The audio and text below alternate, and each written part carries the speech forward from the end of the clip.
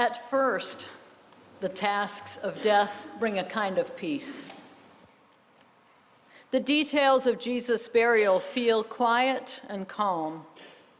The official business of getting permission from Pilate to take the body, the physical work of removing the body from the cross, the sensory experience of wrapping the body in spice and linen, the posing of a problem, where to lay the body, the discovery of a solution in the garden tomb. All those tasks might, for some time, keep emotion and struggle at bay. But afterwards, in the darkness, come the tears, the anguish, and the questions. Especially this: how did events move in just a few days from Jesus' triumphal entry into Jerusalem to his arrest, torture, and death? How did it all go so wrong? And when? Maybe it was when people got scared. And wasn't the fear always there? Surely an undercurrent was always running beneath the streets of Jerusalem like an aquifer. Dig deep, see how it darkens the sand. Hear the people asking each other as Passover draws near, surely he won't come to the festival, will he? Everyone knew the authorities had issued orders, if you see this man Jesus, turn him in. What if you saw him and the authorities found out you didn't report him? Wouldn't you have been afraid? The authorities, of course, had been afraid from the beginning. Afraid for their authority, afraid even for their nation. Since long before Jesus showed up, they had lived in fear of the Romans, always keeping their uneasy bargains in the hope that the occupiers would not turn and crush the Jewish people. A revolutionary was the last thing the priests and scribes needed. No, the last thing they needed was a king. Even those who listened willingly to Jesus' preaching and teaching must have been a little afraid, or a lot. Hear Jesus' words as he weeps over Jerusalem. The days will come upon you when your enemies will crush you to the ground, you and your children within you. Jesus predicted destruction of the temple. He spoke of stars falling from the sky. He told stories full of weeping and gnashing of teeth and outer darkness. Many are called, he said, but few are chosen. No matter how they cheered for Jesus, weren't people afraid of not being found among the few? Didn't the current of fear run under the feet of his own disciples? They saw how Jesus cursed the fig tree. How did they really feel when they passed the tree later and found it withered and dead? On the one hand, proud to be in the company of such a powerful man. On the other, maybe really, really scared. When we are afraid, something has disrupted our belief in our own safety. That hard-won belief is often built on a harder-won belief in our own rightness. Doing everything right should have made us feel safe, but our unease calls our efforts into question. Trying to regain control, we tend to place the blame for our fear on one thing or one person. Then we seek to get rid of the thing or the person. That kind of solution requires a certain amount of power. And in the disruption around Jerusalem, that kind of power started with the priests and scribes. And they could do what people in positions of power have done with difficult problems throughout history: pass the problem upward. The lower level religious leaders could pass the Jesus problem to the Roman soldiers who arrested Jesus. They passed him to the high priest's father-in-law, Annas. Annas passed him to the high priest himself, Caiaphas. Caiaphas passed him to the council. Finally, the assembled leaders handed him over to Pontius Pilate. As the top Roman official in the province, Pilate had the power to put Jesus to death.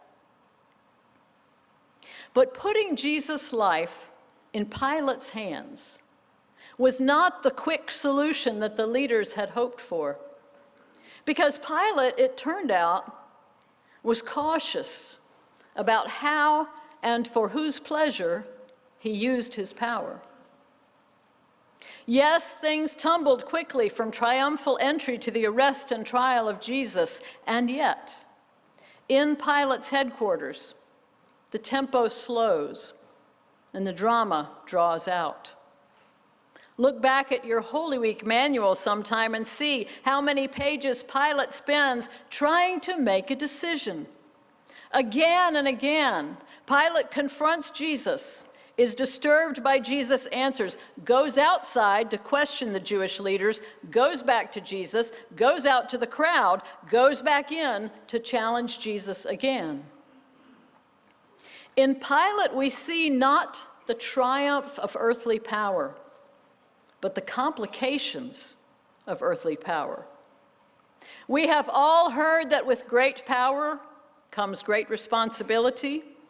Some form of that observation has been spoken by everyone from revolutionary 18th century Frenchmen to Winston Churchill to Stan Lee, who wrote the first Spider-Man comic. But another way to say it is that with great power comes terrible possibility. The possibility of misusing power, the possibility of losing power, the possibility of overestimating one's own power while underestimating another's, shuttling from Jesus to leaders, to Jesus to crowds and back again, inside and outside, back and forth. Pilate must be mulling all these possibilities and wondering which one to fear most. What if he misuses his power with a wrongful sentence? Every gospel makes it clear that Pilate fears putting an innocent man to death. What would happen if he did? The emperor might remove him from his post, or Pilate might never sleep again. He might even end up like Judas, unable to live with what he had done. But if he does nothing to satisfy the insistent leaders, the increasingly ravenous crowd, if he lets Jesus go, again, the emperor could remove him from power, in this case for not doing whatever was necessary to keep the peace. Or the people themselves could remove him, not by legislative means, of course, but by simply tearing him to pieces. At this fever pitch in the story, that does not seem unlikely. And what if Jesus has power that Pilate cannot best, or even meet on a level playing field? This might be the most frightening possibility of all. Again and again, Pilate tries to test Jesus' power, but Jesus refuses to rise to his challenges. It is unnerving. Where are you from? No answer. Are you the king of the Jews? Who wants to know? Are you a king? You say that I am. These non-answers keep Pilate off his game, make him unsteady on his feet. When he cries, "Don't you know that I have the power to release you and the power to crucify you?" Jesus refuses to acknowledge that Pilate has any power at all. How is Jesus so unafraid? Is he just a madman? Or does he have access to some truly awesome power above all earthly powers? How does Pilate feel holding that possibility? Into which power's hands would Pilate least like to fall? The power of his own murderous decision? The power of the furious crowd? Or a power not of this world? Back and forth he goes, pondering and afraid. So afraid. At last, with the Jewish authorities glowering on his doorstep and the crowd howling in the courtyard, Pilate does what everyone else has done all along the way. He passes the problem up to a greater power. Just as the Jewish authorities called on the power of their enemies, the Romans, to solve the Jesus problem, Pilate now calls on the great enemy, the great power of death, to vanquish his fear. Jesus dies, and the world goes quiet, or so it seems. But real power is now at work. It is at work in acts of love, the quiet hands preparing Jesus' body. It is at work in silent witness, the women watching the preparations. It is at work in the turning of the earth, the sun going down in the garden, giving birth to the holy peace of Sabbath. It is at work in the grave. How foolish the players in this drama have been, passing their fears from power to power, even the power of their enemies, thinking that power can be controlled for their own purposes, for their own peace. How foolish! How foolish! And yet, in God's extraordinary way, how fortunate. Because delivering Jesus up to death did not go at all the way everyone expected. I imagine Pilate sitting alone in his headquarters in the silence of Friday evening, alone with his power in tatters around him. I picture him exhausted from the back and forth, the pondering, and especially the fear. I picture him weeping. There is so much he still doesn't know. He doesn't know that the real power is far greater than anyone imagined, great enough even to vanquish the power of death. And he doesn't know that the power into whose hands he could have placed all his fears had stood before him that very day. I wonder if at any point Pilate sensed it. All that time he was trying to figure Jesus out, was there ever a moment when he wished he could just give in and love Jesus? A moment when he longed to lay his head on Jesus' breast and weep. In that place was relief for all his fears. In that place was peace. Tonight, I find myself grieving over Pilate's failure to find his way there. Have we found our way there, to that place of peace? It feels like it tonight, as it always does at this time in this place. And this is the way of our congregation. Over and over in the turbulence of life, we find peace in acts of love, the physical work of caring for our neighbors, serving others.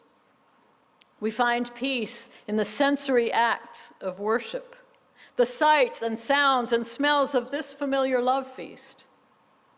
Sometimes we find peace in solving problems, finding solutions where at first there were none.